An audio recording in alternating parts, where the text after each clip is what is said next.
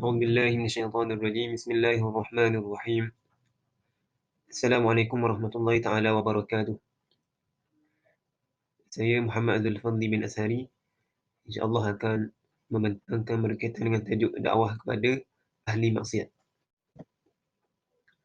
Baik, bagi pengenalan dakwah.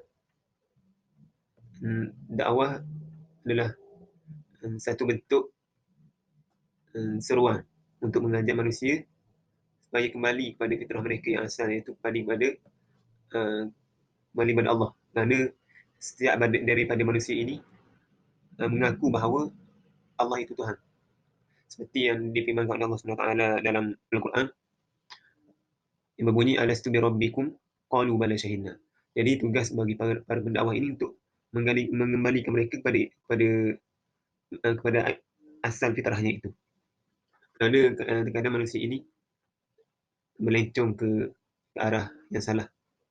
Maka tugas-tugas orang yang mempunyai fahaman dan tugas-tugas bagi mereka yang Allah beri hidayah ini untuk menarik kembali mereka-mereka yang melencong ke jalan yang lain, balikan kepada jalan yang betul. Seterusnya, pengertian. Dakwah berasal daripada kalimah Arab, iaitu da'a yad'u, yang bermaksud meminta pertolongan atau mengajak ataupun menyuruh manusia untuk melakukan kebaikan. Iaitu dakwah ini memberi perangsang atau menyeru manusia untuk melakukan yang ma'ruf, yakni kebaikan, dan meninggalkan yang keji, supaya mereka ini memperoleh kejayaan serta keselamatan di dunia dan di akhirat. Sebenarnya dakwah ini diistilahkan oleh para ulama sebagai mengajak seseorang ini kepada satu tujuan. Dan tujuan mereka berdakwah supaya orang itu mencapai tujuan kepada ajakan itu, iaitu mengajak kembali kepada tujuan memperoleh keridaan Allah. Seterusnya, dalam kitab Mu'jam Al-Wasit, dakwah bermaksud suatu tuntutan bagi menuntut terhadap sesuatu, yang disebut da'a ila syai'. Jadi dakwah ini adalah melakukan ajakan itu, maksud ajakan itu kepada sesuatu yang menjadi matlamat pada ajakan itu. Mengajak atau mencegah seseorang bagi mencapai matlamat yang dikehendaki. Sebenarnya maksud maksiat dari sudut bahasa bermakna derhaka. Dari sudut istilah, perbuatan yang membawa dosa ataupun kepada kemurkaan Allah SWT, iaitu yang bertentangan dengan akidah, syariat dan ajaran Islam secara amnya. Sama ada dengan melakukan larangan Allah dan Rasul ataupun meninggalkan surahan Allah dan Rasulnya. Demikian berkaitan dengan pentarifan dakwah dan maksiat. Seterusnya, peringkat maksiat. Dosa maksiat ini Allah jadikannya berperingkat, tidak terhad pada satu saja. Contohnya, apabila melakukan maksiat itu, maka dia ini sudah dekat dengan kafir ataupun sebagainya. Namun maksiat-maksiat ini ada peringkat yang rendah dan ada peringkat yang tinggi. Yang pertama, apabila seorang itu melakukan maksiat, hati merasa resah gelisah, merasa tidak senang dan tidak tenang dengan perbuatan itu, dan mereka tidak suka. Namun terkadang mereka ini terjebak dengan maksiat. Peringkat yang pertama. Yang kedua, terasa dalam hati mereka ini perlahan-lahan untuk berminat dengan maksiat, dan mereka nak melakukan maksiat. Yang tadi tidak mahu untuk melakukannya, tapi terkadang terjatuh dalam lubang maksiat itu. Yang ketiga, mereka sudah merasa kelazatan ketika maksiat. Maksudnya, apabila tidak melakukan maksiat, maka mereka tidak senang, rasa sesuatu yang kurang, maka mereka bermaksiat. Dan ketika maksiat itu, mereka merasa kemanisannya. Dan ini hampir kepada masalah iman. Dan yang keempat, bila mereka sudah merasai kelazatan tadi, mereka mengajak orang lain terus serta ke arah kemungkaran. Seterusnya, kategori maksiat. Maksiat dibahagikan kepada dua, iaitu maksiat kepada Allah. Maksud maksiat ini adalah dosa kepada Allah dan Rasulnya. Dan yang kedua, dosa terhadap makhluk. Dosa kepada Allah dan Rasulnya seperti meninggalkan solat, melakukan melakukan perkara keji dan sebagainya.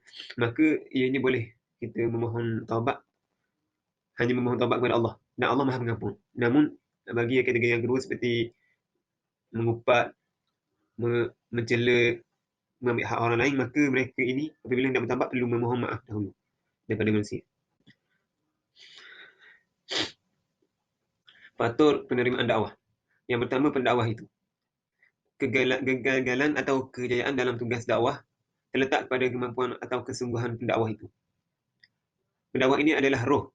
Jika tidak ada pendakwah, maka urusan dakwah itu tidak akan berjalan.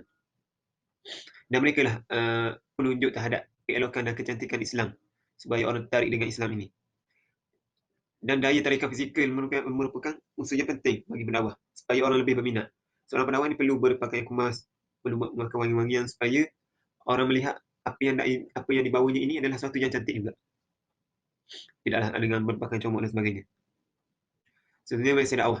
Islam amat mementingkan mesej yang dikandungnya supaya disampaikan seluas yang mungkin. Dan mesej Islam ini terbagi kepada 3, iaitu akidah, syariah dan akhlak. Salah satu perkara yang mesej dakwah yang terbaik adalah mesej yang mudah, supaya orang mudah juga untuk mengikutinya. Seperti sabda Nabi sallallahu alaihi wasallam, an Anas bin Malik an-Nabi sallallahu alaihi wasallam, qala yasiru wa la tu'siru wa basyiru wa la tunafiru. Fikiran manusia juga akan menjadi berat ketika berhadapan dengan benda-benda yang samar dan sukar difahami. Maka tugas pendakwah lah untuk membawa mesej yang mudah untuk orang lain menerimanya. Yang ketiga, pelik. Manusia ini secara fitrahnya mereka suka akan perkara yang pelik ataupun luar biasa. Jarang dengar dan sebagainya. Dan contoh yang paling besar adalah Al-Quran itu sendiri. Ianya disampaikan kepada masyarakat Arab Jahiliyah dengan pelbagai unsur yang pelik, dengan uslub bahasanya, dengan balaghahnya, dengan kisah-kisah yang terdapat dalamnya, yang mana sebelum itu mereka tidak mengetahuinya. Contoh yang Al-Quran yang aneh ialah ayat mengenai hari kiamat yang masyarakat Arab ketika itu tidak pernah mengetahuinya. Mereka fikir apabila mati, maka disitulah akhirannya. Dan perkara ini menarik perhatian mereka dan berminat dengan Islam. Yang terakhir, bentuk ataupun kaedah dakwah. Yang pertama, manhaj. Manhaj ini adalah perlulah yang bersesuaian dengan mad'u yang nak kita bawa itu. Dan manhaj yang sesuai untuk ahli maksiat adalah berbentuk kasih sayang ataupun rahmat. Rahmat ini adalah berasal daripada kalimah Arab juga, iaitu rahimah. Maka sifat rahmat ini adalah diambil daripada ataupun ambil faedahnya daripada sifat Allah Subhanahu Wa Taala, iaitu Ar-Rahman dan Ar-Rahim. Ini mempunyai maksud yang besar mengapa Allah menyuruh kita sentiasa mengulang dua sifat ini. Sabda Nabi sallallahu alaihi wasallam, "Inna Allah kataba kitaban qabla an yakhluqal khalqu inna rahmati sabaqat ghadabi, fa huwa maktub indahu fawqa al-'arsy." Dalam Islam, setiap orang ini mempunyai kedudukan di sisi Allah. Hatta ahli maksiat, mereka ini pun lebih dekat daripada orang yang taat tapi sombong. Maka kasih sayang Allah pada ahli maksiat ini, apabila mereka kembali, Allah tidak melihat dosa yang mereka lakukan dan menghapuskan semuanya. Kerana rahmat Allah, kasih sayang Allah mengatasi kemukaannya. Yang kedua, wasilah. Kita lihat pada hari ini, teknologi merupakan sesuatu yang menjadi keperluan, terutamanya telefon bimbit. Telefon bimbit ini ada kebaikan dan keburukannya. Tetapi apabila seorang itu hendak melepaskan tekanan atau stres, mereka akan duduk berseorangan. Maka syaitan akan mudah mempengaruhi mereka untuk melakukan maksiat. Dan mereka maksiat melalui telefon bimbit ini lebih mudah. Kerana bila mereka duduk berseorangan, orang lain tidak mengetahui apa yang mereka lihat. Maka dakwah perlu masuk melalui ini, iaitu melalui media massa seperti Instagram, Facebook, Twitter, YouTube dan sebagainya.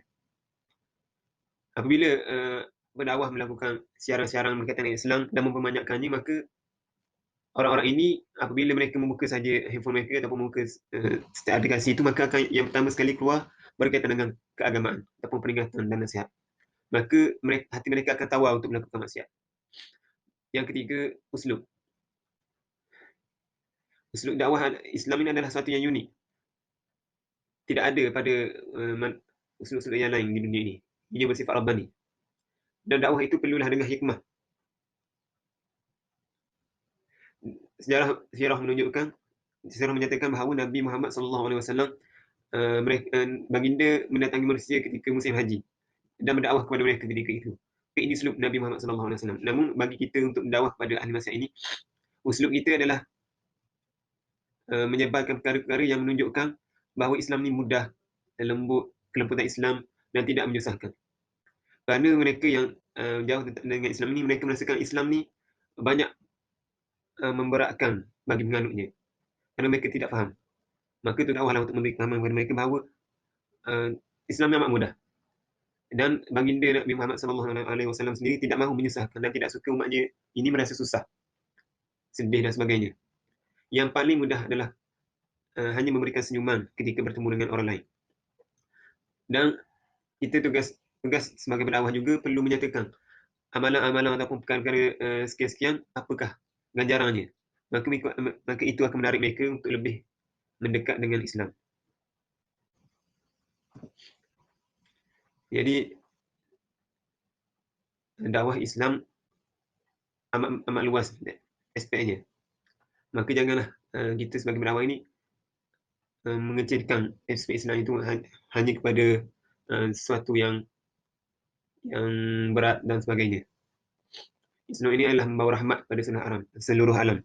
Nabi Muhammad sallallahu alaihi wasallam, Allah berfirman, "Wa ma arsalnaka illa rahmatan lil alamin."